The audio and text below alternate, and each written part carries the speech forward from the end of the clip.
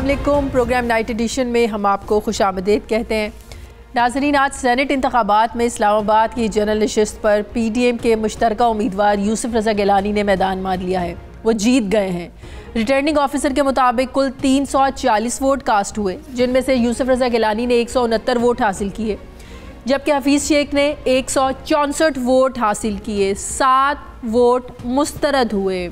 यूसुफ रज़ा गिलानी हुकूमती उम्मीदवार को 5 वोटों से शिकस्त देकर इस्लामाबाद से सेनेटर मुंतखब हो गए हैं। 7 वोट मुस्तरद हुए, जबकि इस्लामाबाद से ख़वातीन की नशिस्त पर तहरीक इंसाफ की फौजिया अरशद 174 वोट हासिल करके सेनेटर मुंतखब हो गई हैं, जबकि उन्हीं के मद्दे मुकाबिल PDM की उम्मीदवार फरजाना कौसर ने 161 वोट हासिल किए। यूसुफ रज़ा गिलानी की जीत पर बिलावल भुट्टो अपने ट्विटर पैगाम में ही उन्होंने कहा कि जमहूरियत बेहतरीन इंतकाम है, democracy is the best revenge.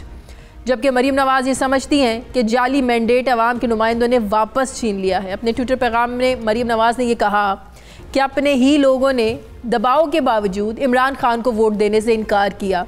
एक तरफ यूसुफ रज़ा गिलानी की जीत पर PDM की क़यादत जश्न मना रही है, तो दूसरी तरफ वज़ीर-ए-आज़म इमरान खान के मुआविन ख़ुसूसी बराए सियासी रवाबित डॉक्टर शहबाज गिल इंतखाबी नतीजे को चैलेंज करने का ऐलान कर रहे हैं, जिससे लग रहा है कि हुकूमत इस नतीजे को मानने को तैयार नहीं है। एक तरफ अपोजिशन ये समझती है कि हुकूमती अरकान ने अब्दुल हफीज़ शेख को मतलूब तादाद में वोट ना देकर अपनी नाराज़गी का इजहार किया, तो दूसरी तरफ हुकूमत ये समझती है कि ओपन बैलेट के ज़रिए वोटिंग ना होने की वजह से यूसुफ रज़ा गिलानी को कामयाबी मिली है। एक तरफ अपोजिशन ये समझती है कि यूसुफ रज़ा गिलानी की जीत PDM के बयानिए की फ़तह है, तो दूसरी तरफ वफाकी वज़रा वोटों की खरीदो फ़रोख्त को यूसुफ रज़ा गिलानी की जीत की असल वजह करार दे रहे हैं। एक तरफ अपोजिशन जमातें यूसुफ रज़ा गिलानी की जीत को वज़ीर-ए-आज़म की क़यादत पर हुकूमती अरकान का अदम एतमाद करार दे रहे हैं, तो दूसरी तरफ हुकूमत ये समझती है कि अली हैदर गिलानी की वोट ज़ाया करने से मुताल्लिक जो वीडियो कल मंजर आम पर आई, इसने PDM की करप्शन को बेनकाब किया है। एक तरफ अपोजिशन की क़यादत को यह यकीन था कि हुकूमती अरकान उनके उम्मीदवार को वोट देंगे, तो दूसरी तरफ वज़ीर-ए-आज़म ये कहते थे कि अगर खुफिया राय शुमारी से सेनेट इलेक्शन हुआ तो अपोजिशन वाले ही रोएंगे। मगर नाजरीन, ज़मीनी हक़ाइक़ ये बताते हैं कि हुकूमत इंतखाबी नताइज को तस्लीम करे या ना करे, मगर यूसुफ रज़ा गिलानी की जीत ने हुकूमती सफ़ों में इंतशार को वाज़े कर दिया है। अरकान असम्बली से वज़ीर-ए-आज़म की मुलाकातें मुंतखब नुमाइंदों के गिले शिकवे दूर नहीं कर सकी। PTI के अरकान सेनेट इलेक्शन में टिकटों की तकसीम और हुकूमती कारकर्दगी से मुतमईन नहीं थे। यूसुफ रज़ा गिलानी की जीत से हटकर अगर सेनेट इलेक्शन की हम बात करें तो मजमूई तौर पर आज सेनेट की 37 नशिस्तों पर इलेक्शन हुए। अब तक की इत्तलात के मुताबिक तमाम सियासी जमातें तवक्को के मुताबिक नशिस्तें उन्होंने हासिल की हैं, मगर आम सवाल ये है कि यूसुफ रज़ा गिलानी की जीत की असल वजूहात क्या हैं? क्या यूसुफ रज़ा गिलानी की जीत के बाद PDM की क़यादत वज़ीर-ए-आज़म के ख़िलाफ़ तहरीक अदम एतमाद की तरफ आगे बढ़ेगी?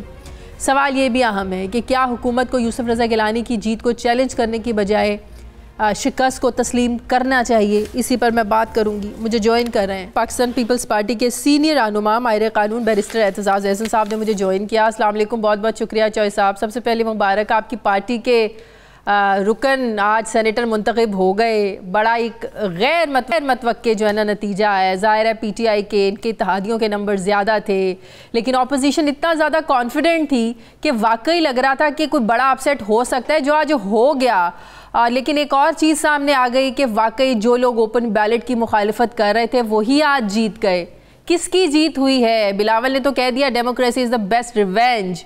हॉर्स ट्रेडिंग जीती है, पैसा जीता है, जमहूरियत जीती है? चौधरी साहब, इसमें मेरा नहीं ख्याल कोई हॉर्स ट्रेडिंग का इतना केस बनता है। आप ये देखें, दोनों कैंडिडेट्स में फर्क ही ऐसा था। वोट आप MNA से मांग रहे हैं और पार्लियामेंट से मांग रहे हैं, और एक शख्स है जो पार्लियामेंट को बहुत इज्जत देता है। यूसुफ रज़ा गिलानी स्पीकर रहा है, प्राइम मिनिस्टर रहा है, तो हर रोज बैठा होता था असेंबली में पूरा दिन। एक आदमी है जिससे किसी MNA से पूरे मुंह भी हाथ नहीं मिलाया, उसको नाम भी किसी का याद नहीं, पता ही नहीं कौन कौन है। 10 MNA से ज्यादा उसको नाम, उसके कैबिनेट मेंबर का नाम नहीं आता होगा, उसने कभी सोचा ही नहीं कि उसको ये। और दूसरी तरफ एक आदमी है जो कि उसमें 100 खामियां होंगी, 100 उस पर मतलब इल्जाम आप लगा सकते होंगे, हाँ। पर जो इलेक्टोरेट है वोट मांग जिसने लेना है वो तो उसका तो मतलब आप कह रहे हैं ये शख्सी इख्तिलाफ इसको कह सकते हैं, हम ये नहीं कह सकते। आप नहीं देख रहे कि जहाँ शख्सियत उन्होंने बेहतर कर खड़ी कर दी है पीटीआई ने, वो फौजिया अरशद वो वोट ले गई है, पूरे ले गई है अपने। हाँ बिल्कुल इस तरह देखे ना, बिल्कुल सही। तो ये क्यों कहते हैं कि 10 वोट खरीदे गए हैं या कुछ कैंडिडेट से। लेकिन आप ये भी देखें ना, जो अली हैदर गिलानी की रात को वीडियो आई चॉइस साहब जो वोट जाया करने की वो बात कर रहे थे, बकौल उन्होंने एडमिट भी किया कि हाँ अगर कोई मेरे पास आया मैं तो मिलूंगा, मैं पहले भी मिलता रहा हूँ, मैं आइंदा भी मिलूंगा, मैं वोट जाया करने का तरीका बता रहा था। और आज 7 वोट रिजेक्ट हुए, मुस्तरद हुए, जाया हुए। आपको एक चीज मैं बताऊं, ये वोट जाया या ये वीडियो वगैरह का से कोई कुछ कभी नहीं साबित होता। अच्छा। वीडियो से साबित होता तो जो मुस्लिम लीग नवाज ने वीडियो दी थी जज अरशद की, तो हाँ। मुस्लिम लीग और नवाज किसी अदालत में पेश न किया होता उन्होंने। क्यों नहीं पेश किया, ना सुप्रीम कोर्ट ना हाई कोर्ट। अभी जरदारी साहब हामिद मीर साहब के प्रोग्राम में बात कर रहे थे, वो कह रहे थे कि पीटीआई ने कुछ लोगों को मेरे पास भेजा था स्ट्रिंग ऑपरेशन करने के लिए, मतलब कि वो इस रिजल्ट को अगर एक्सपेक्ट कर रहे थे लेकिन वो कुछ ऐसे सबूत अपने पास रखना चाहते थे, एक ड्रामा कर रचाने की उन्होंने कोशिश की कि किसी तरीके से पैसों के लेन देन की बात करके कुछ रिकॉर्ड कर लिया जाए और कल को जो है ना वो इनके खिलाफ इस्तेमाल किया जाए। तो जरदारी साहब ने कहा कि मुझे पता चल गया ड्रामा, तो मैंने उनको वापस भेज दिया। तो ये कोशिश भी की है बकौल जरदारी साहब के पीटीआई ने। ये होगी अगर वो कहते हैं, जाहिर है उनको ये तो उनके जाती इल्म में बात है ना, सही। वो भी की होगी। और ये भी लगता है ट्रैप करने की बात है जो गिलानी के बेटे को है। अच्छा चॉइस साहब, अब जो हफीज शेख साहब है, ये आपको भी पता है आर्टिकल 91 की 91 की शेख 9 के तहत ये वजीर बने थे, 6 महीने का वक्त था, फिर इन्हें ज़ाहिर है मेंबर बनना था कौमी असम्बली का या सेनेट का, अब कोई सीट खाली नहीं है, तो क्या होगा अब इनको इस्तीफ़ा दे देना चाहिए, इस्तीफ़ा ले लिया जाएगा, कानूनी तौर पर तो ये नहीं रह सकेंगे ऐसे वजीर। यहाँ तो ये वजारत तो इनकी ख़त्म हो जाएगी, ये मशीर बन सकेंगे, फिर मशीर बन जाए। लेकिन फिर वो जो वजारत ख़जाना इतनी बड़ी वजारत है, जो मीटिंग्स होती हैं, कैबिनेट की मीटिंग्स होती है, फिर उस तरीके से तो बैठ तो नहीं सकेंगे बड़े बड़े इजलासों में। नहीं, जो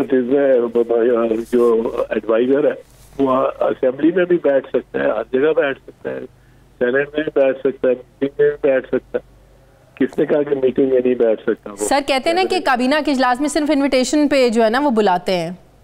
नहीं नहीं नहीं नहीं, वो ही can be in every respect and equal to a minister, सिर्फ उसका वोट नहीं होते, आइन में लिखा है वोट नहीं दे सकता। नहीं तो फिर रुकावट क्या थी, फिर ये कोशिश क्यों की गई हफीज शेख साहब को जो है ना वो सेनेटर बनाने की?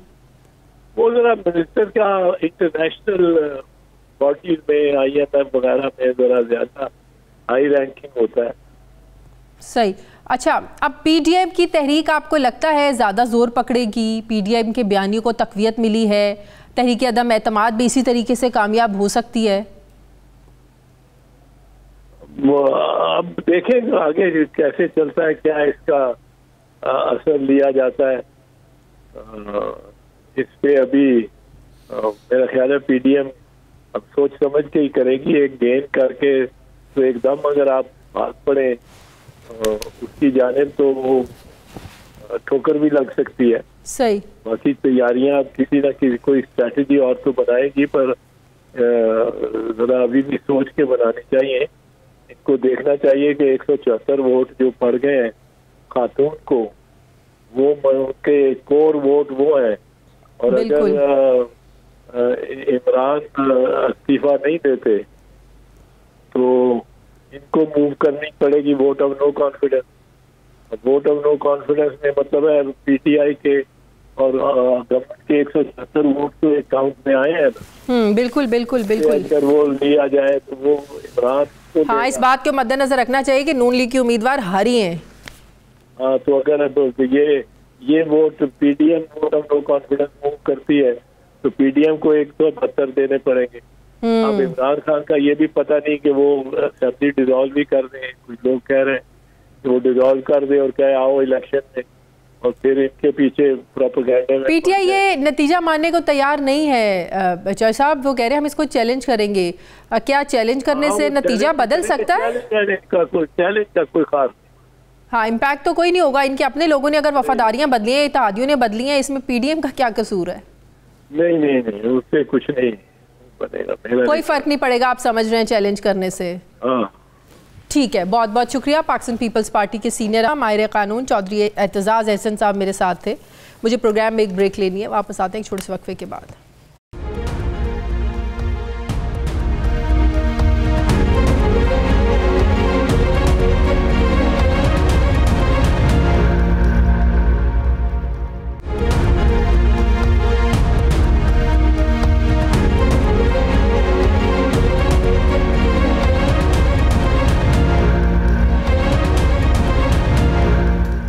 ब्रेक के बाद एक बार फिर से आपको खुशामदीद कहते हैं। साबिक secretary election commission Kanwar Dilshad साहब ने मुझे ज्वाइन किया। अस्सलाम वालेकुम, बहुत बहुत शुक्रिया कंवर साहब आपका।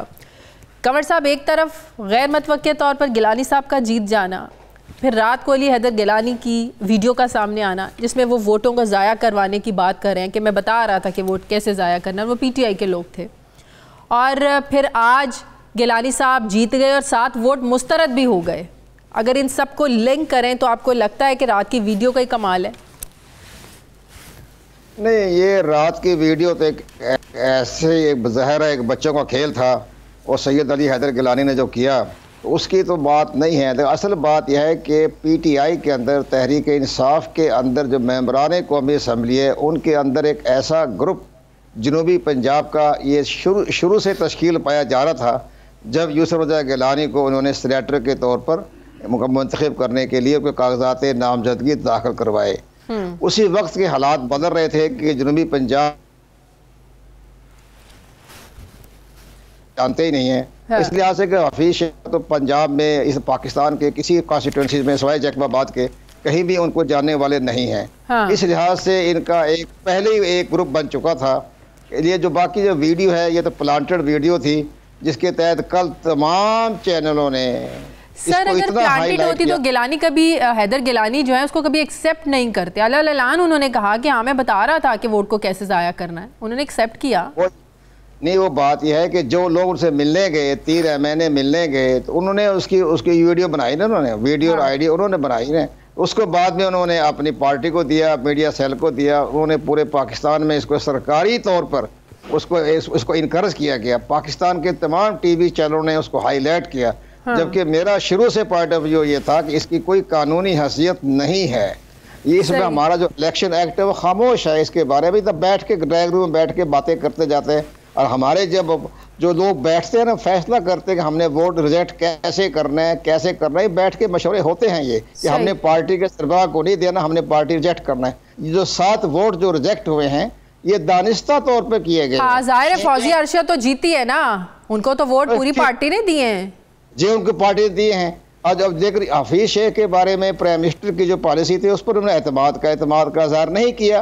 उन्होंने इसके ऊपर असल अपोजिशन के पास 160 वोट है, बल्कि 159 है और यूसुफ रज़ा गिलानी ने 169 लिए। 10 वोट तो उन्होंने ज्यादा एक्स्ट्रा हासिल कर लिए और साथ ही 6-7 वो रिजेक्ट हो गए, रिजेक्ट तो दानिस्ता हुए हैं। तो अब ये जो आज का जो फैसला हुआ है तो वजीर आज़म साहब को इदराक होना चाहिए कि उनकी पार्टी के अंदरूनी ग्रुप ने उन पर अदम एतमाद कर दिया है। हाँ। इससे पहले कि पार्टी के अंदर कोई फॉरवर्ड ब्लॉक बने, कोई लीडरशिप अपने जो। सर आप जानते हैं कि हफीज शेख साहब आर्टिकल 91 की शिक 9 के तहत वजीर बने थे। 6 महीने का वक्त था, 2 महीने रह गए हैं, अब कोई सीट भी खाली नहीं है। अब क्या वो इस्तीफा दे देंगे, इस्तीफा ले लिया जाएगा उनसे? कोई और तो रास्ता है नहीं, वो तो खत्म हो गया ना। उनको दोबारा अपनी एडवाइजरी पे आएंगे वो। अब वो वजीर खजाना जो बनाया गया था वो उनकी आज खत्म हो गई है। हाँ। वो वो ख़त्म हो गया, ज़ाहिर है उनकी तमाम जो है मामलात ख़त्म हो गए। वो अपना इस्तीफ़ा देंगे वजारत ख़जाना से, तो फिर अपनी एडवाइजरी पे स्टेप पे आ जाएंगे या अपना सामान उठा के दुबई चले जाएंगे। मेरा ख्याल ये है कि वो अगले हफ्ते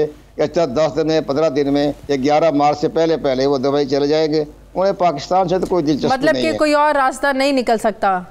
उन्हें रखने कोई रास्ता है ही नहीं, वो तो रास्ता यही है कि अपने दुबई जाने का रास्ता है, बाकी तो कोई रास्ता नहीं है। अच्छा, इस्लामाबाद हाईकोर्ट ने फैसल वाउडा नाहली केस का भी फैसला सुनाया। इस्लामाबाद हाईकोर्ट ने कहा कि फैसल वाउडा का इलेक्शन कमीशन में जमा कराया गया बयान हल्फी बज़ाहिर झूठा है। फैसल वाउडा के झूठे बयान हल्फी के मामले पर इलेक्शन कमीशन फैसला करे। तो मतलब ये है कि अब वो सेनेटर बन गए हैं, अभी भी वो तलवार लटक रही है कि सेनेटरशिप से वो नायल हो सकते हैं अगर इलेक्शन कमीशन फैसला करता है झूठे बयान हल्फी पे। इलेक्शन कमीशन जो फैसला करेगा उसके मुताबिक उसको ताहयात है, उसको नाहिल करार दिया जाएगा, क्योंकि वो आर्टिकल 62(1)(f की जद में हैं। उन्होंने हल्फिया बयान गलत जमा कराया, उन्होंने अपने कागजात नामजदगी में हक़ाइक़ छुपाए, उसी हक़ाइक़ छुपाने के जुर्म में नवाज शरीफ जो है ताहयात गए। इस तरह जहांगीर तरीन जो है वो भी ताहयात उनको नाहिल करार दिया गया। तो फैसल बड़ा जब ताहयात नाहिल करार दिया जाएगा तो वो पाकिस्तान तहरीक इंसाफ की मेंबरशिप से भी लाताल्लुक़ हो जाएंगे, क्योंकि उसमें गुंजाइश ही नहीं है कि जो आदमी नाहिल हो जाए तो वो फिर पार्टी का मेंबर भी नहीं बन सकता। तो पार्टी की मेंबरशिप भी गई, सेनेटर भी गई, तो वो भी मेरे ख्याल में चले जाएंगे लंदन, उनका भी बसेरा लंदन में होना है। बिल्कुल सही। अच्छा, अब ज़ाहिर है ये भी साबित हो गया कि खुफिया बैलेटिंग से हुकूमत को नुकसान हुआ है, अपोजिशन को फ़ायदा हुआ है। ऑल्दो वज़ीर आज़म कहते थे कि अगर खुफिया बैलेटिंग भी हुई तो अपोजिशन वाले ही रोएंगे।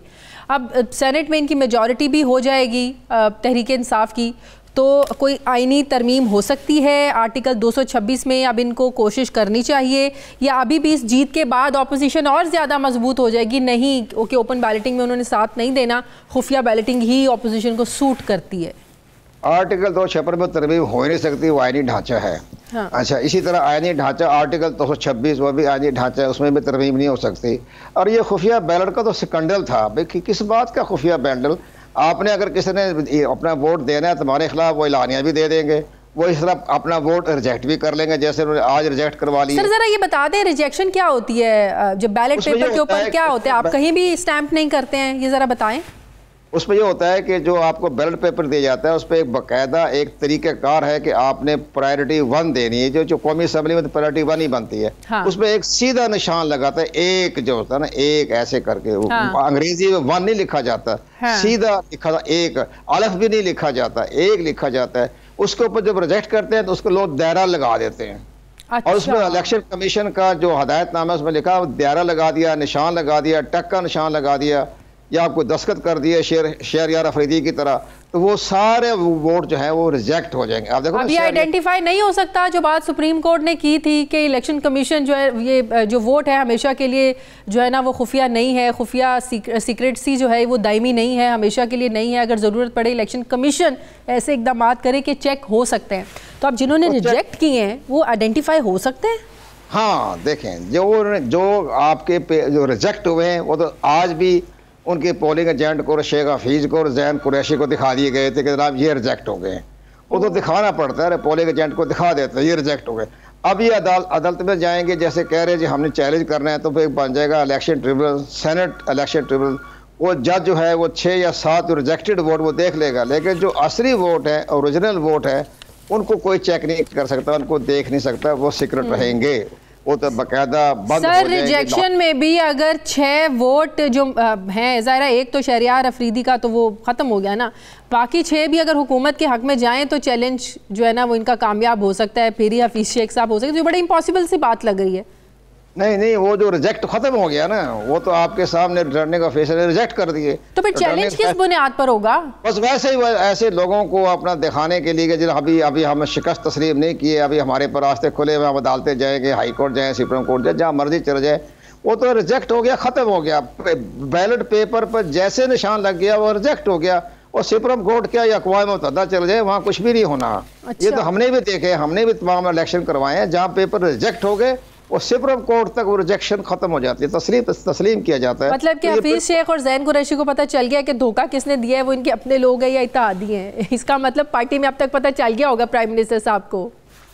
प्राइम मिनिस्टर साहब को तो शुरू से पता था कि मेरे साथ क्या होने वाला है, लेकिन बहरहाल वो अपने ज़िद हटदर्मी अना पर बैठे हुए हैं। तो आज ही उन्हें चाहिए था कि जो कि मेरे लोगों ने मुझ पर एतमाद नहीं किया, तो मैं अपने स्टेप डाउन हो जाता हूँ, मैं मुस्तफ़ी हो जाता हूँ। मैं ठीक है, मुस्तफ़ी हो जाना भी एक बहुत बड़ी शान की बात है। जैसे वो अपनी तकरीर में कहा करते थे कि जी फ़लाँ मुल्क का प्राइम मिनिस्टर ने मुस्तफ़ी हो गया, फ़लाँ मुल्क का ऑस्ट्रेलिया का चला गया, स्वीडन का चला गया, लंदन का चला गया, मिसाल देते थे हमें। तो आज इससे बड़ी शिकस्त क्या होगी? सेनेट के इलेक्शन में अगर इस तरह के गैर मुतवक्के नताइज आएँ तो ये इलेक्शन कमीशन की नाकामी है, क्योंकि अभी शाह महमूद कुरैशी साहब प्रेस कॉन्फ्रेंस कर रहे थे, उन्होंने कहा कि इलेक्शन कमीशन शफाफियत में नाकाम हो गया, इलेक्शन को शफाफ बनाने में नाकाम हो गया। तो इलेक्शन कमीशन की जो नाकामी है ये वाज़े हो जाती है कि वो साफ शफाफ इलेक्शन नहीं करवा सका, जिसकी बात सुप्रीम कोर्ट ने भी की थी कि इलेक्शन कमीशन ऐसे इकदाम करे जो शफाफियत को यकीनी बनाए। आप सुप्रीम कोर्ट से हम ये पूछेंगे बड़े अदब के साथ, जी बताएं क्या तरीका होगा शफाफियत का? शफाफियत का तरीका तो यही है तो कहा था आप ऐसी टेक्नोलॉजी लेके आए, ऐसे बैलेट पेपर्स लेके आए। आने वो टेक्नोलॉजी नहीं बनती थी। हमें चीफ जस्टिस साहब जो है उन्होंने इशारा दिया कि टेक्नोलॉजी बना दें, और इलेक्शन कमीशन आइंदा इंतखाबात के लिए वो टेक्नोलॉजी बना रहा है। उसका आज मुझे पता चला है, बहुत शानदार बना रहा है। वो ऐसी शानदार बना रहा है कि हाँ वो बना, मुझे आज उनका थोड़ा सा उन्होंने खतो खाल बताया है कि वो इस अंदाज से बनाएंगे कि ये कोई नादरा, उसमें नादरा भी शामिल कर रहे हैं, FIA भी शामिल कर रहे हैं, नैब भी शामिल कर रहे हैं, स्टेट बैंक ऑफ पाकिस्तान भी, FBR भी, मतलब कि वोट ट्रेसेबल होगा, वो ट्रेसेबल हो जाएगा, वो ट्रेसेबल मालूम हो जाएगा ये वोट कहाँ गया ये। लेकिन आइंदा इंतखाबात के उसके फिर आइन में भी तरमीम करनी पड़ेगी, उसके जितने आर्टिकल हैं उनमें भी तरमीम करनी पड़ेगी। बगैर तरमीम के तो वो उस पर सर इस जीत के बाद अब ऐसे ही लग रहा है कि ऑपोजिशन को तरमीम सूट नहीं करती, वो ना ही साथ देंगे ओपन बैलेटिंग में। नहीं अभी तो सूट कर जाएगी ना, अब तो उनके हाल बन गया, सेनेटर उनका बन गया। सर आइंदा भी तो इलेक्शन होने हैं ना, ये कोई आखिरी सेनेट के इलेक्शन थोड़ी थे। नहीं आइंदा के लिए कर दिया ना उन्होंने, आइंदा के लिए इलेक्शन कमीशन बना रहा है, सुप्रीम कोर्ट की हदायत पे अमल दरामद कर रहा है। चेयरमैन सेनेट भी बन सकते हैं गिलानी साहब, हर तरह से गिलानी साहब की अब सेनेटर चेयरमैन बनना या ना बनना ये तो पार्टी के डिसिप्लिन के मामलात हैं, आगे क्या बनता है। लेकिन मुझे तो ये नजर आ रहा है कि यूसुफ रजा गिलानी मुल्क के आइंदा प्रेसिडेंट पाकिस्तान होंगे। अच्छा, तहरीक अदम एतमाद की कामयाबी के कितने चांसेस बढ़ गए? ये तहरीक अदम एतमाद प्रेसिडेंट पाकिस्तान तक जाएगी। अच्छा वहां तक जाएगी, प्रेसिडेंट ऑफ पाकिस्तान तक जाएगी, क्योंकि उनके जो 2 सदारती रेफरेंस है उनको रिजेक्शन हुई है। वो भी हो गई है, फायजीसा वाला भी केस हो गया है, ये भी हो गया। हो गया। तो हमें ये नजर आ रहा है कि आइंदा अपीचमेंट जो करेंगे वो प्रेसिडेंट पाकिस्तान पर जाएगी, क्योंकि अपोजिशन ने तो यार अपना एक इंतकाम लेना है, बिल्कुल उन्होंने कोई रास्ता नहीं छोड़ना, उसके मुताबिक वो चलेंगे। अभी प्राइम मिनिस्टर के खिलाफ भी अंदरूनी तौर पर इनका जो ग्रुप है वो भी फॉरवर्ड ब्लॉक भी बन सकता है तहरीक इंसाफ में आज के बाद।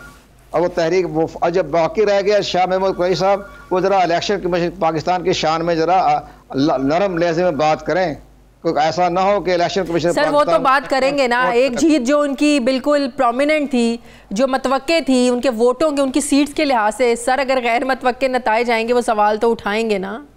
उठाएं, अच्छी बात है, उनका पार्टी के सरबराह हैं, वो वाइस प्रेसिडेंट हैं, उनका हक बनता है बाकायदा तनकीद भी करें, इलेक्शन कमीशन की पॉलिसी को भी तनकीद करें, लेकिन साथ साथ वो वज़ीर आज़म पर भी तनकीद करें कि जो आपने जो किराए के रखे हैं स्पोक्स पर्सन, उनसे जान छुड़ा लें। आप अपने ज़ैन कुरैशी को बना लें स्पोक्स पर्सन, बेहतर साबित होगा, बेहतर तरीके से बोलेगा, अवाम का नुमाइंदा है वो। लेकिन जिस तरह के जो बाहर के जो आपने रखे हैं ना फॉरेन इम्पोर्टेड जो स्पोक्स पर्सन, अच्छा क्या अब इमरान खान को एतमाद के वोट की भी ज़रूरत होगी यूसुफ रज़ा गिलानी की जीत के बाद? इसका आसान तरीका, 2 तरीके हैं। क्या? इसका तरीका या तो है कि प्रेसिडेंट ऑफ पाकिस्तान वो जो आइन के आर्टिकल 91 सेक्शन 7 के तहत वो प्राइम मिनिस्टर साहब को एक रेफरेंस भिजवाएं, ऑर्डर जारी करें, डायरेक्टिव लिखा हुआ है आइन के अंदर कि जनाब अब आप एतमाद का वोट हासिल करें। लेकिन ज़ाहिर है प्रेसिडेंट पाकिस्तान चूँकि पार्टी के मेंबर रहे हैं, सारा कुछ है, वो तो नहीं करेंगे। इसका तरीका ये होता है कि लीडर ऑफ द अपोजिशन जो है वो प्रेसिडेंट ऑफ पाकिस्तान को रेफरेंस भिजवाएं कि जनाब इमरान खान प्राइम मिनिस्टर जो है एतमाद का वोट खो चुके हैं, आप इन्हें अद सरे नो एतमाद का वोट कहने के लिए हुक्म जारी करें। अच्छा, जब लीडर ऑफ द अपोजिशन, अच्छा लीडर ऑफ द अपोजिशन भी कर सकते हैं और सदर बजाते खुद भी कर सकते हैं, राइट? खुद तो नहीं करेंगे, जरा एक पार्टी में रहे हैं, बानी रुकन है, वो तो ऐसा नहीं करेंगे। लेकिन जो है लीडर ऑफ द अपोजिशन की तरफ जाएगा तो आर्टिकल 91 आवाम की, मैं सहूलत के लिए कह रहा हूँ, अपोजिशन के लिए भी कह रहा हूँ, आर्टिकल 91 सब सेक्शन 7 में ये लिखा हुआ है कि प्रेसिडेंट किसी वक्त में महसूस करे कि प्राइम मिनिस्टर एतमाद का वोट खो बैठे हैं, सही, तो असरे नो एतमाद का वोट कह सकते हैं। अगर वो खुद ना कहे तो कोई भी कह सकता है। सही, बहुत बहुत शुक्रिया। साबिक सेक्रेटरी इलेक्शन कंवर दिलशाद साहब मेरे साथ हैं। मुझे प्रोग्राम में एक ब्रेक लेनी है नाज़रीन, वापस आते हैं एक छोटे से वक्फे के बाद।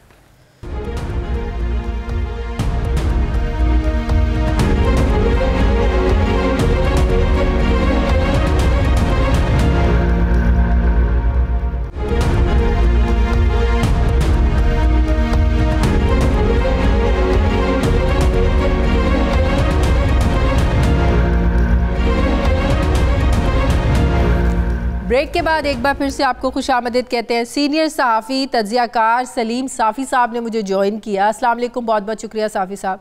साफ़ी साहब, बड़ा गैर मतवक्के रिज़ल्ट आया है इस्लामाबाद की जनरल नशिस्त पर। गिलानी साहब की जीत, हफीज़ शेख साहब की हार, लेकिन वही PTI के जो लोग हैं वो फौजी अरशद को कामयाब करवा देते हैं और हफीज़ शेख साहब को नाकाम करवा देते हैं।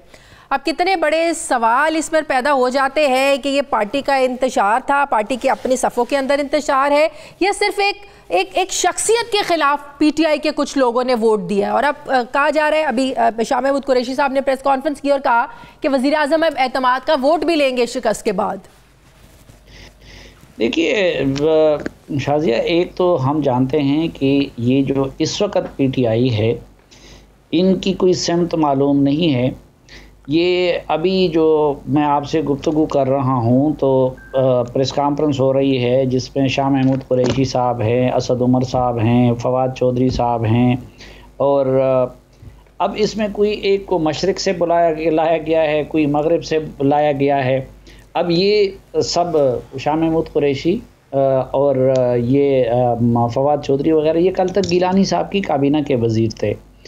तो कोई पीपल्स पार्टी से लाया गया है, कोई नून लीग से लाया गया है, किसी को कहीं और से लाया गया है, फिर इत्तेहादियों की भी यही सूरत हाल है। अब उसी MQM का इल्ज़ाम था कि हमारी सीटें लेके PTI को दिलवाई गई हैं।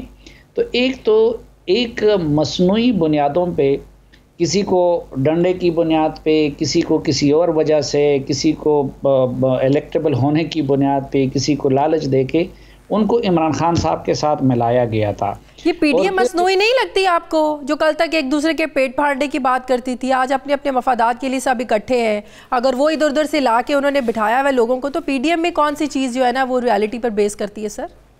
नहीं, PDM तो एक तो ये है कि वो एक इत्तेहाद है, लेकिन PDM के अंदर जो जमातें हैं, मसलन अगर JUI है तो JUI का अपना एक कल्चर है, सालों से लोग उससे वाबस्ता है, एक मखसूस तबका उनके साथ है। इसी तरह अगर ANP है तो उनका अपना एक कल्चर डेवलप हुआ है, कोई किसी भी बुनियाद पे हैं लेकिन उनसे वाबस्ता है। मुस्लिम लीग नून के साथ ये जो लोग हैं ये भी सालों से उनके साथ हैं, वो मफाद की वजह से हैं, मजबूरी की वजह से हैं, लेकिन उस पार्टी का अपना एक मखसूस कल्चर और तर्ज कलाम बन गया है। इवन MQM का भी अपना एक मखसूस कल्चर और तर्ज कलाम है। इसी तरह PTI तो वो नहीं बनी। नंबर 1 पहली चीज़ तो ये थी। फिर पिछले इलेक्शन में हमने देखा है कि ऐसे लोग भी हैं कि कोई तीसरे नंबर पे आया था इलेक्शन में, लेकिन उसको विनर डिक्लेयर किया गया था। अब जाहिर है कि वो लोग तो मजबूरी की वजह से यहाँ पे बैठे हैं। फिर जो चौथा जो असल में काम हुआ कि पिछले सालों में कि जो इलेक्टेड लोग थे, जो पहले से मुंतखब थे, जिनकी पहले से समाज में, मुआशरे में एक हैसियत थी, उनको तो रुस्वा किया गया। न उनको अहम वजारतें दी गई, न उनको अहम इज़्ज़तें दी गई। हफीज़ शेख को उधर से ला के उनके सिरों पे बिठाया गया था। शहबाज गिल आज से 3-4 साल पहले आपने कहीं देखा था? जुल्फी बुखारी का आज से पहले कोई पार्टी में कोई किरदार था? बिल्कुल। आप इसी तरह ये जो रज़ाक दाऊद हैं, फ़लाँ हैं, तो इन सारे, एक तो ये था कि इनको लाके उन इलेक्टेड लोगों के सरों पे बिठा दिया। आप इस इलेक्शन को साफ शफाफ कहते हैं? ये करप्ट प्रैक्टिस नहीं है कि जिस पार्टी की जीत ऑब्वियस थी, जिस कैंडिडेट की जीत ऑब्वियस थी, वो हार गए? नहीं, देखिए, मैं तो इस पूरे सिस्टम को जाली कहता हूँ ना। मैंने तो 2018 के इलेक्शन में वोट भी नहीं दिया था और पहले से लोगों को कहा भी था कि मैं इस इलेक्शन को नहीं मानता। और मैं तो फिर पीपल्स पार्टी और नून लीग और इन लोगों का इस असम्बली में बैठना भी गलत समझता था। और मैं वो कहता था कि भाई ये लोग वही सुन्नती PTI ताज़ा कर रहे हैं, जिस तरह पिछले दौर में PTI कहती थी कि KP का इलेक्शन हलाल हुआ है, बाकी हराम हुआ है। तो इसी तरह पीपल्स पार्टी कहती थी कि भाई सिंध वाला हलाल हुआ है। आपको क्या लगता है, ये जो 7 वोट मुस्तरद हुए हैं, ये इत्तेहादी भी हो सकते हैं या वाकई PTI के अपने लोग थे? ज़ाहिर है एक इनमें इख्तलाफ तो था कि हफीज़ शेख साहब को टिकट देने पर, जैसे सिंध में था। और आपको पता है आज सिंध से भी 2 MPA ने बताया कि अबड़ू को वोट नहीं देंगे, हम फैसल वाउडा को वोट नहीं देंगे। उन्होंने अलग ऐलान कहा है। शाजिया, तो वही जो है ना, आप मुझे कभी एक तरफ ले जाती हैं, कभी दूसरी तरफ ले जाती हैं, तो अगर एक जगह पे हम रहें तो मैं अपनी बात को वाज़े कर सकूं। देखें, मैंने आपको बता दिया कि नज़रियाती सियासत तो इस मुल्क में ख़त्म है, पावर पॉलिटिक्स हो रही है। अच्छा, उस पावर पॉलिटिक्स में फिर ये था कि क्या पीपल्स पार्टी ने जिन लोगों को टिकट दिए थे, मुखालिफिन ने उस पर एतराज़ किए, लेकिन क्या पीपल्स पार्टी के अंदर से उस पर एतराज़ हुआ? नहीं। सही। मुस्लिम लीग नून ने जिन लोगों को टिकट दिए, क्या पार्टी के अंदर से उस पर एतराज़ हुए? नहीं। अच्छा, फिर बाकी जमातों ने जो कुछ किए, जो पीटीआई ने जिन लोगों को टिकट दिए, तो पीटीआई ने पहले तो ये है कि सिंध की तंजीम ने कहा और लियाकत जतोई ने कहा, तंजीम ने तहरीरी शक्ल में कहा कि ये फ़लाँ के ATMs हैं, इसलिए उनको टिकट दिया गया है। बिल्कुल। मैं खैबर पख्तूनख्वा में जानता हूँ, मसलन ये जिनको पहले टिकट दिया गया उनसे वापस ले लिया गया। मैना खान अफरीदी सालों से इमरान खान के साथ वाबस्ता है, धरनों में भी डंडे का है, लॉकडाउन में भी डंडे का है, जेल में भी गया, उनसे वापस ले लिया गया। अब जिन लोगों को दे दिए गए हैं उनका आज से चंद माह या चंद साल कबल पीटीआई से कोई ताल्लुक़ नहीं था। बिल्कुल। सब लियाकत तरक़ई अरबपति, मोहसिन अजीज़ अरबपति, ज़ीशान खानज़ादा अरबपति। एक बात बताएं, ठीक है, ये अभी जो हमारे अफरीदी साहब, वो ताज अफरीदी, वो अरबपति। बिल्कुल बिल्कुल। अच्छा, एक बात बताएं, वहाँ पे आप देखें कि खुद अपोजिशन के वोट तोड़े गए हैं, यानी वाह, इसका मतलब ये है कि उन्होंने तो नाराज़गी का इजहार नहीं किया था ना। हाँ। ANP वालों ने, जमात इस्लामी वालों ने, जो अपोजिशन के पीपल्स, उन्होंने अपने कैंडिडेट पे पहले से नाराज़गी का इजहार नहीं किया था, लेकिन उसके बावजूद उनके वोट कम हुए हैं। फरतुल्लाह बाबर। अच्छा, एक और चीज़ समझाएं मुझे, अब्दुल कादिर को एतराज़ हुआ, पीटीआई ने टिकट वापस ले लिया, बाद में उसकी जगह ज़हूर साहब को जो कैंडिडेट खड़ा किया उसको भी दस्तबरदार करवा दिया, लेकिन वोट आपने BAP के साथ, बाप के साथ मिलकर अब्दुल कादिर को ही दिया। ज़ाहिर है दोनों के इत्तेहाद की वजह से वो जीते हैं ना। अगर आपकी पार्टी ने सपोर्ट करना ही था अब्दुल कादिर को, तो फिर ये गेम चलाने की या ये कंट्रोवर्सी पैदा करने की क्या ज़रूरत थी? फिर उनसे टिकट वापस क्यों लिया अगर उनको वोट ही देना था तो? नहीं, देखिए, यही तो मैं अर्ज़ कर रहा हूँ कि देखिए, पीपल्स पार्टी का तारीख़ कोई शानदार नहीं है। पीपल्स पार्टी माजी में भी ख़रीद व फ़रोख्त में मुलव्विस रही है।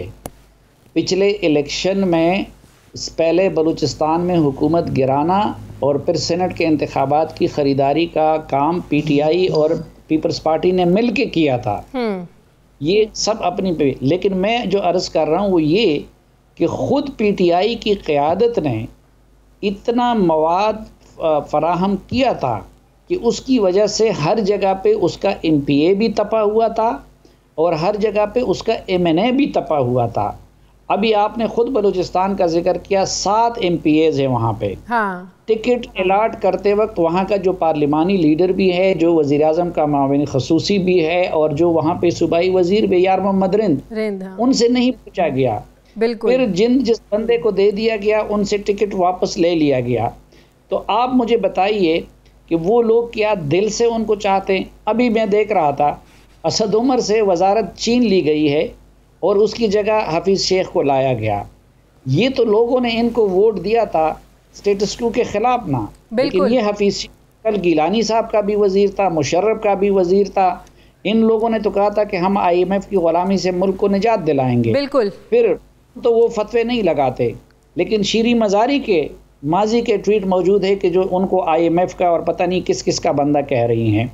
तो ये ख़ुद इनकी पार्टी के अंदर, ये मैं नहीं कहता कि पीपल्स पार्टी ने अपनी उन रिवायतों को भी ज़िंदा किया होगा, लेकिन हकीकत ये है कि अगर आज़ाद छोड़ा जाए, ये हमारे और आपके साथ महफिलों में बैठते नहीं है, MNAs जो छोड़ें, वज़ीर आके हमारे साथ बैठते और वो लहजा इस्तेमाल करते हैं अपनी लीडरशिप बारे में और अपनी। लेकिन आज जो गिलानी साहब की जीत और हफीज़ शेख साहब की हार है, आप क्या समझते हैं कि जो PTI के लोग हैं या इत्तेहादी हैं, उन्होंने इमरान खान साहब पर अदम एतमाद किया या एक शख्सी इख्तलाफ हम इसको समझे? क्योंकि आप देखें ना, फौजिया अरशद साहिबा तो जीत गई, उनको तो पार्टी के सब अरकान ने वोट दिया, तो इसको प्राइम मिनिस्टर साहब पर, पार्टी क़यादत पर अदम एतमाद कहें या इसको शख्सी इख्तलाफ का नाम दिया जाए? साफ़ी साहब। नहीं, ये बिल्कुल ऑब्वियस है कि ये इमरान खान साहब के ख़िलाफ़ एहतजाज है। अच्छा। या इमरान खान साहब पे अदम एतमाद है।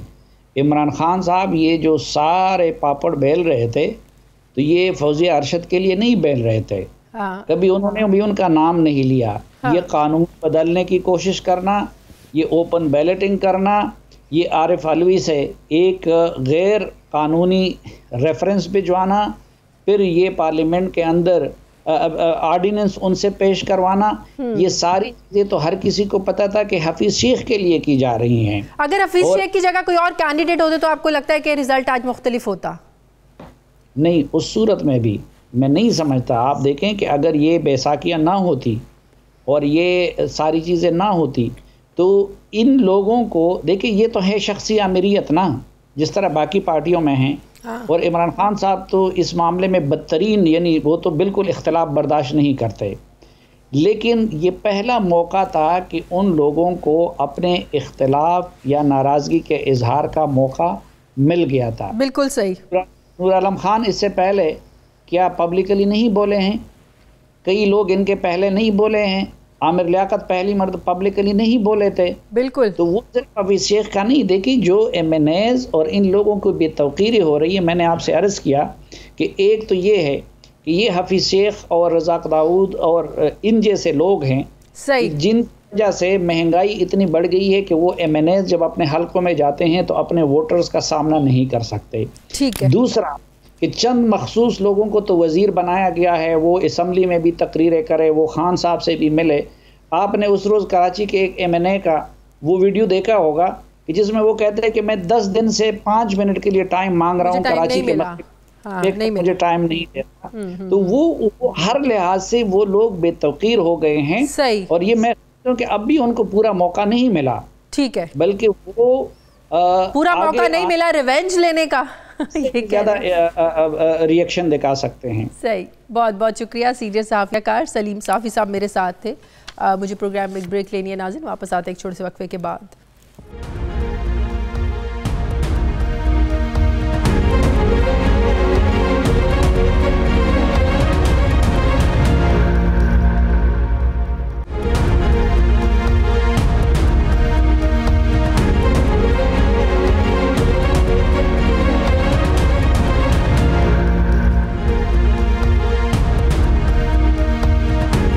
ब्रेक के बाद एक बार फिर से आपको खुशामदीद कहते हैं। माहिर कानून शाह खावर साहब ने मुझे ज्वाइन किया। अस्सलाम वालेकुम, बहुत बहुत शुक्रिया शाह खावर साहब आपका। शाह खावर साहब क्या कहेंगे आज के जो रिज़ल्ट्स आए हैं, ख़ास करके इस्लामाबाद की जनरल नशिस्त पर जो एक बड़ा सख्त मुकाबला था। वैसे जीत ऑब्वियस थी, लग रहा था कि शेख साहब ही, हफीज़ शेख साहब ही जीतेंगे, लेकिन गैर मुतवक्के तौर पर नतीजा सामने और पता चला जी गिलानी साहब जीत गए हैं। आप इसको करप्ट प्रैक्टिसेस के ज़ुमरे में कहेंगे कि ये वाला इलेक्शन था कि ज़ाहिर है जिस तरीके से वोट मुस्तरद हुए, रात को जो अली हैदर गिलानी की वीडियो सामने आती है, फिर आज सिंध से भी PTI के 2 MPs ने खुल के कहा, अल-ऐलान कहा कि वो सैफुल्लाह अब्दुल और फैसल वाउडा को वोट नहीं देंगे। क्या ये करप्ट प्रैक्टिसेस के ज़ुमरे में आता है? इलेक्शन कमीशन को इसका नोटिस लेना चाहिए? देखिए, आज का जो इलेक्शन है ये वाकई बड़ा अहम था, क्योंकि वैसे तो सेनेट के इलेक्शन होते रहते हैं और उसमें तो जो तज्जिया किया जाता है या जो हम कैलकुलेशन करते हैं वो हर पॉलिटिकल पार्टी की जो अददी तादाद है या फिर वो जो अलाइंसेस बनते हैं तो उसमें तो पता होता है कि कौन सी पार्टी कितनी नशिस्तें लेगी। वो तो कोई इतनी अजीब बात नहीं है। लेकिन सबकी नज़रें जो थी वो इस्लामाबाद कैपिटल टेरिटरी से जो 2 नशिस्तें थी, एक खातून और एक जो जनरल नशिस्त वर्दों की, तो उस पे जो आज हुआ इस पे तो काफ़ी तज्जिए भी हो रहे थे बहुत सारी। लेकिन अगर अददी एतबार से देखा जाए तो PTI और उनके जो इत्तेहादी हैं उन्होंने कल रात तक जो डिस्प्ले किया तो उनकी तो मेजॉरिटी बनती थी और गालिब इम्कान यही था कि हफीज शेख जो है वो 185 अरकान की हिमायत हासिल है। जी ऑफ कोर्स। लेकिन एक चीज़ जो बड़ी इम्पोर्टेंट है वो ये है कि यूसुफ रज़ा गिलानी ने अपनी अददी तादाद से कुछ 6-7 वोट्स ज़्यादा लिए हैं। तो इसका मतलब ये है कि उन्होंने PTI और उसके इत्तेहादियों में जो है वो डेंट डाला है और उसमें से कुछ वोटें जो हैं वो अपनी तरफ मुंतकिल की हैं। वो अलग बात है कि जो 7 वोट्स का जो मुस्तरद हुए हैं ये एक बड़ी तशवीशनाक बात है। अगर आप देखें तो जो PTI की जो खातून जो थी नशिस्त के ऊपर, उन्होंने तो 171 वोट लिए उन्होंने। हाँ जी। और उनके मुकाबले में जो थी वो 174 वोट। तो ये देखिए, अगर ये अजीब बात है कि दो बैलेट पेपर जो है हर नेशनल असम्बली के मेंबर को मिले थे। तो एक बैलेट पेपर जो खवातीन की नशिस्त हैं उसमें तो वो ठीक जगह पे मोहर लगा रहे हैं या वो वोट मुस्तरद नहीं हो रही, और 7 जो वोट्स हैं वो मुस्तरद हो रही हैं। तो ये गेम चेंजर तो वो 7 मुस्तरद शुदा वोट हैं। और इसका लेकिन इसमें हम यकीन से तो नहीं कह सकते, जिसमें अली हैदर गिलानी साहब वोट जाया करने का तरीका बता रहे हैं। देखिए रात की देखिए उससे थोड़ा सा तो आप तासुर कायम कर सकते हैं कि उस बात को भी अगर आप खारिज अज़ इम्कान करार ना दें, क्योंकि वो जो वीडियो थी वो इसी पे थी कि अगर आप वोट ना भी दें तो कम से कम वोट जो है उसको मुस्तरद कर दें, उसको ज़ाया कर दें ताकि वो गिनती में ना आए। लेकिन ये एक ऐसी मशक है जो कि जो शहादत तलब है, और उसके लिए तो इनको इलेक्शन पिटीशन फाइल करनी पड़ेगी या उस वीडियो को सामने लेके कोई कानून के मुताबिक तादीबी कार्रवाई करना पड़ेगी। लेकिन इस वक्त तक तो ये बात आया है कि वो 7 मुस्तरद शुदा वोटों के बाद जो है वो यूसुफ रज़ा गिलानी साहब जो हैं वो कामयाब करार दिए गए हैं। लेकिन हम यकीन से ये भी नहीं कह सकते कि उन 7 में से किसने किसको वोट दी थी जो मुस्तरद हुए हैं। ये भी एक हल तलब बात है जिसके बारे में। लेकिन अगर आप खवातीन की नशिस्त के हवाले से देखें तो फिर तो गालिब इम्कान यही था कि ये शायद PTI के ही वोट थे और वो जो मुस्तरद हुए हैं। जहां तक इसके प्रैक्टिसेस का ताल्लुक है, यही मैं आपसे सवाल पूछने लगी थी कि सुप्रीम कोर्ट ने तो आपको भी याद है ना, जो वोट हैं सुप्रीम कोर्ट ने नहीं, मैं आपको अर्ज कर देता हूं, प्लीज उसमें कोई ऐसी जी मैं अर्ज कर रहा हूं कि जो सेनेट ऑफ पाकिस्तान में जो वोट देने का जो फैसला होता है पॉलिटिकल पार्टीज का या पार्लिमानी पार्टी का, वो ठीक है, उसका एक इखलाकी असर तो है, एक इखलाकी तौर पे तो वो पाबंदी है कि वो किसी और को वोट ना दें। हाँ। लेकिन आइन और कानून जो है वो हर वोटर को ये इजाजत देता है कि वो अपनी मर्जी के मुताबिक भी अपने पार्टी की हिदायत के बरअक्स भी जो है वो वोट दे सकते हैं। क्योंकि आर्टिकल 63A जो है जो कि डिफेक्शन क्लॉज को या फ्लोर क्रॉसिंग की जो शिक है, उसमें सेनेट का इलेक्शन या वोट जो है वो कोई भी मेंबर अपनी पार्टी की राय के अगर मुखालफ भी देता है तो उस पर कोई ऐसी कानूनी कदगन नहीं है, उसका कोई ऐसा पीनल कॉन्सिक्वेंस नहीं है। लेकिन कोई बिल्कुल सही कह रहे हैं, कोई बाइंडिंग नहीं है। लेकिन सुप्रीम कोर्ट ने जो मुतनासिब नुमाइंदगी की बात की थी जब सदारती रेफरेंस पे हेयरिंग चल रही थी, सुप्रीम कोर्ट ने कहा था कि जिसकी जितनी सीटें बनती हैं उसको उतनी मुतनासिब नुमाइंदगी मिलनी चाहिए। लेकिन आप देखें अपोजिशन को इस वक्त 100 का है सेनेट हाउस, 53 अपोजिशन की बन रही हैं, हुकूमत की 47 बन रही हैं। अगर अददी एतबार से देखा जाए तो मेजॉरिटी ये हुकूमत की बनती थी, तो मुतनासिब नुमाइंदगी का जो फॉर्मूला था वो तो नाकाम हो गया, जो बात सुप्रीम कोर्ट ने की थी। देखिए बात यह है कि सुप्रीम कोर्ट पाकिस्तान ने जो अभी हालिया अपनी जो मशवरा दिया है या राय दी है सदर मुमलिकत की रेफरेंस में, वो उनकी राय अपनी जगह पे है और उसका कोई मैं नहीं समझता कि वो चूंकि फैसला नहीं है, सुप्रीम कोर्ट ऑफ पाकिस्तान का कोई भी फैसला, उसकी कोई भी जजमेंट जो है वो लागू होती है हर इदारे के ऊपर, चाहे वो जुडिशल अथॉरिटीज़ हैं या इलेक्शन अथॉरिटीज़ हैं या कोई भी सिविलियन अथॉरिटीज़ के ऊपर। लेकिन चूंकि ये फैसला नहीं था, ये एक मशवरा मांगा गया था सदर मुमलिकत की जानिब से सुप्रीम कोर्ट ऑफ पाकिस्तान से, और उन्होंने मतलब कि बाइंडिंग नहीं थी इलेक्शन कमीशन पर कि इलेक्शन कमीशन उस पर अमल दरामद करे, या इलेक्शन कमीशन की जवाबदीद थी, आप ये कह रहे हैं? इलेक्शन कमीशन, देखिए जी बात यह है कि इलेक्शन कमीशन खुद एक खुद मुख्तार और आज़ाद इदारा है। हाँ, जिसकी जो है इख्तियारात और फ़राइज़ जो हैं वो आईने पाकिस्तान ने मुरतब किए हुए हैं, और उनके एक ड्यूटी में ये भी शामिल है जो कि सुप्रीम कोर्ट ऑफ पाकिस्तान ने अपना जो राय दी है उसमें भी उन्होंने लिखा हुआ है कि इलेक्शन कमीशन ऑफ पाकिस्तान को आर्टिकल 218(3) के तहत जो इख्तियारात दिए गए हैं उसमें यह भी है कि उन्होंने करप्शन और करप्ट प्रैक्टिसेस को जो है रोकना है और उसके खिलाफ कार्रवाई करनी है। तो मैं समझता हूं कि इस पे इलेक्शन कमीशन ऑफ पाकिस्तान ने भी इस पे थोड़ा सा जो है एफिशिएंसी का मुजाहरा किया है, और उन्होंने भी एक जो है विजिलेंस कमेटी इस तरह की बना दी है। मैं समझता हूं कि उन्होंने उनका किरदार और ज्यादा वाज़ेह। बहुत शुक्रिया मारून शाह काविर साहब मेरे साथ है। नाज़रीन, हमारे प्रोग्राम का वक्त खत्म हो गया है। प्रोग्राम के लिए आप हमें फीडबैक जरूर दीजिएगा, अपना ख्याल रखिएगा। मुझे इजाजत दीजिए, अल्लाह हाफिज।